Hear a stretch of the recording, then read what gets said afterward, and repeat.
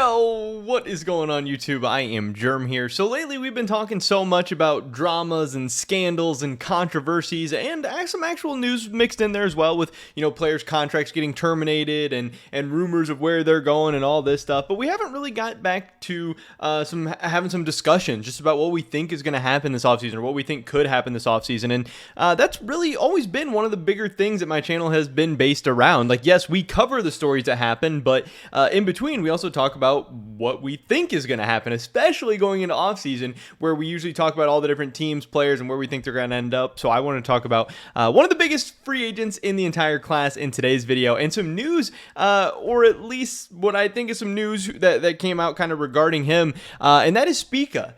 And there is obviously a ton of Spica rumors going around of where he's going to end up playing next year ever since his contract got terminated with TSM like 2 weeks ago at this point, 2 or 3 weeks ago. And one of the teams kind of flying under the radar, I think, is 100 Thieves. Now, I'm not saying 100 Thieves is a leader in the clubhouse to get Spica by any means, but there was this a couple of weeks ago. This was September 11th, so I'm recording this on the 20th, 9 days ago. This is probably going to be coming out on the 21st. Some very, very interesting, kind of strange, kind of weird messages. I saw this was like posted on Reddit or something. I don't know if it's 100 Thieves Reddit or somebody's Reddit that this was posted on. So I wasn't in the Twitch chat. I don't know exactly what Twitch chat this was from, but I'm like 90% sure, more than 90, like 95% sure that this is from Spica's Twitch chat, because Spica was streaming a lot at this time, and that's where we got some of the other quotes we're going to be talking about in this video. But this is Papasmithy, and you can see this is the verified account. This is Papasmithy. He is a VIP in this channel, so then again, I don't know if this was in Spica's channel or not. So I don't know exactly what Twitch channel this was from. I'm just now seeing that Papasmithy is a VIP for the first time. But anyway, the point is the statements. The point isn't exactly what Twitch channel or whatever.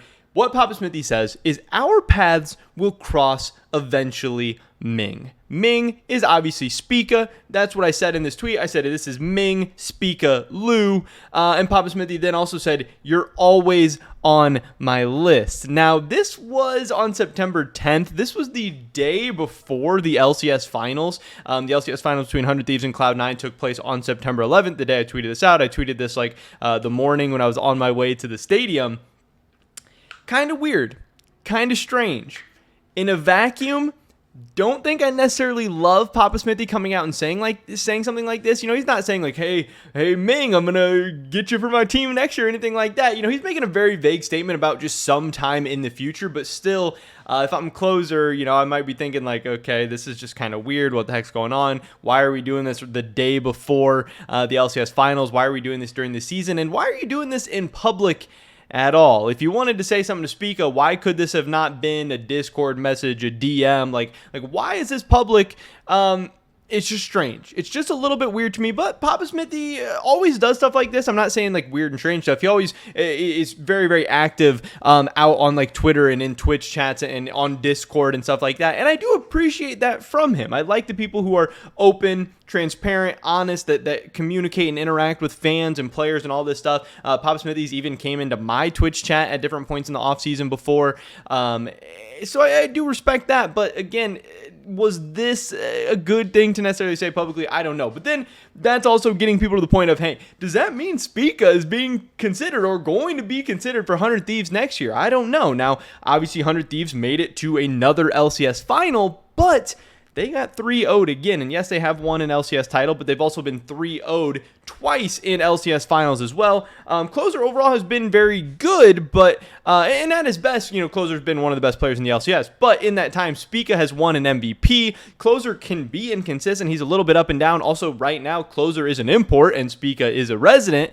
Now, there is some rumors and stuff going around that maybe the import rule is going to change next year. Who knows? We've heard a ton of different rumors and stuff. And if the import rule was changing, I think they'd be announcing that stuff relatively soon so teams know about like roster building and all that. But is there any world where Spica could end up on 100 Thieves next year? I don't know. I think it would be interesting. Again, I don't think Closer looked great in the finals or anything like that. I'm assuming a large part of this is going to be how 100 Thieves and Closer look going into Worlds and how they perform at Worlds. And if they do poorly at Worlds, and even not even poorly, but if they just don't make it out of groups, this team's going to be making some kind of changes. And I really think everybody is going to be available for potentially getting swapped out. Now, I do think Spica to 100 Thieves is probably unlikely. And these comments from Papasmithy don't necessarily even mean like, hey, Spica, we're going to get you for next year. It just means, hey, Spica, I like you a lot. I respect you. You know, I'd love to work with you at some point in the future. Who knows? Again, still kind of a weird statement, but pretty vague overall. But it at least puts the seed in our minds that 100 Thieves Spica is a possibility. Then this is why I was saying I thought it was in Spica's chat, but then again, why would Papasmithy be a VIP in Spica's chat? I don't know. But anyway, Spica said this on stream, and I don't know if we've talked about this in a video or not before. If we have, forgive me. But Spica said on stream last night, this was on September 9th, that he would prefer to stay in North America. I don't know why I said in North American for next season, but he would also consider a good offer from the LEC as well. So I thought that was pretty interesting. Obviously here, Spica does not talk about the LPL or anything like that, so it does seem like he will be staying in the West, but he wants to stay in NA. But he would consider LEC offers. So the LEC is not entirely off the table at this point. So I thought that was kind of interesting. And when we look through the LCS teams, EG, I don't know what's going to happen with EG. EG, with the stuff that's going on with Danny, obviously Danny has been a big part of their team. And I expect and I hope the core of this EG team to stay together. But I don't know what Danny's going to do in the future. And then if Danny does or does not return to EG next year, I don't know what the rest of the EG roster is going to do. I hope they don't blow up. I hope that EG Spica isn't a possibility, but maybe there is some like crazy, you know, like 1% or 2% of universes where EG, their roster implodes. I don't know, maybe, but I think it's unlikely. 100 Thieves, I think, is much more likely than EG, just because I could see 100 Thieves blowing up the roster and making some crazy changes, especially if they don't do well at Worlds this year, especially after getting 3-0 in the finals. But obviously, 100 Thieves has been good, Closer's been good. I don't know. Team Liquid, this is where it gets spicy. At the LCS finals, the two players at the Team Liquid booth, I've said this over and over again, but those two players were Bjergsen and Bwipo. Santorin wasn't there, Hansama wasn't there, CoreJJ wasn't there. We've had rumors already coming out that TL wants to bring up their Academy bot lane, which would mean CoreJJ is not going to be returning. We've already heard officially that TL has terminated the contract of Hansama. Nothing about Bjergsen, nothing about Bwipo. So what does that mean for Santorin? Is Santorin going to be out of Team Liquid? Is Team Liquid going to be looking for a new jungler? If they are, Spica has to be their number one. It makes so much sense pairing him up with Bjergsen. He's a resident. He's an MVP at his best.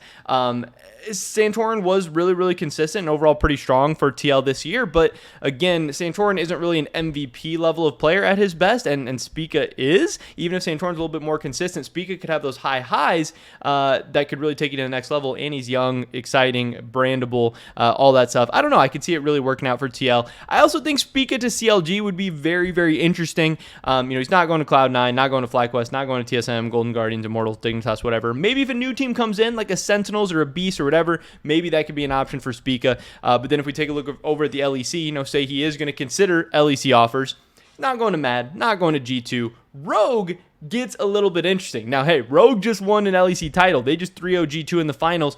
Malrong was their big new pickup. He just won them a championship. But Koi's coming in. It's going to be a new ownership. It's going to be new, kind of staff and everything going on. They can do whatever they want going forward in the future with their roster. And I think Spica is better than Malrong. Malrong was great in spring. He was okay/good in summer. And obviously he played well enough down the stretch in the playoffs to win a title. But I don't think Malrong is better than Spica. So I think Rogue Spica or Koi Spica actually could be interesting. I also think Excel Spica could be interesting as well, especially because Marcoon is about to be a free agent and Excel could potentially be looking for a jungler. Fnatic, maybe if they blow up their roster, but I don't really see them getting rid of Razork at this point. And then there's no really other teams in the LEC that make sense. But mostly I just wanted to get these spicy little messages out to you guys about Papasmithy saying, hey, our paths are going to cross eventually, Ming. You're always on my list. Just so you guys have that in your back pocket going into this offseason, to know that Papasmithy, feels this way about Ming, Spica Lu, and that he's got his eye on him. Now, again, you can decide for yourselves whether you think that means 100 Thieves Spica is going to be happening this year or anytime in the future. I don't know. But I would say right now I still think TL Spica is the leader in the clubhouse, and I think it makes the most sense, and I think it's pretty interesting to me. But again, we'll have to wait and see what's going to happen to one of the biggest free agents on the market in the West going into this offseason. It's going to be a fun one. But that's pretty much it for this video today, guys. Let me drop a like if you did enjoy it. I would appreciate that so much. Leave a comment down below. Let me know what you guys think about anything we talked about in this video today. Subscribe, stay up to date on all my latest content. Hopefully catch you guys in the next one. But until then, peace.